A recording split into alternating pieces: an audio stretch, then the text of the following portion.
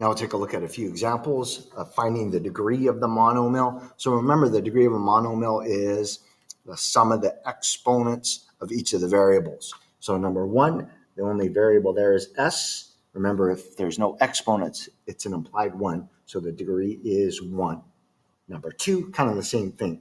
W is to the first power. Number three, if you just have a constant, there's no variable there. If I did put a variable, I could put it to the 0 power, like 8x to the 0 power, 8y to the 0 power, something like that. Or again, remember that if it's just a constant, which is a number, the degree is 0. Number four, I have three variables here. There's no exponents written for those variables. Each of them are an implied 1. So you would add them together, 1 plus 1 plus 1. The degree is 3. Number five, you add the exponents of each of the variables. Y is to the first power, 2 plus 1, 3. Maybe pause, see if you can do the last few problems on your own. And then for number 6, add up the exponents, 2 plus 3 plus 1. The degree is 6. Number 7, the degree is 4 because you add up the exponents, 1 plus 3. And then 8, it's just a constant, so the degree would be 0.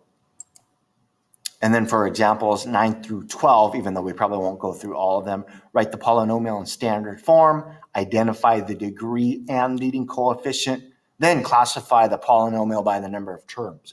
Okay, so we need to do all of those parts. Number 9, it's not in standard form because the exponents of the variables need to go from smallest to largest, or in decreasing order. So the largest exponent is x squared. That should go first. That's positive. 3x squared.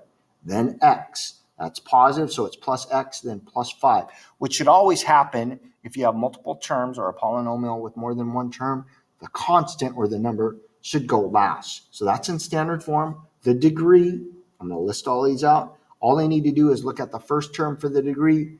It's x squared, so the degree is 2. It's also referred to as a quadratic. If the degree is 2, it's quadratic. We'll talk quite a bit more about that in a different chapter. Okay, I need to identify the leading coefficient as well. I'm just going to abbreviate. I've used this abbreviation before. Leading coefficient, the coefficient of the first term. Here's the first term. So the leading coefficient is 3. And then classify. That also means name the polynomial by the number of terms. There's 1, 2, 3 terms. So if you remember what a 3-term polynomial is called, you look at the prefix. It's a trinomial.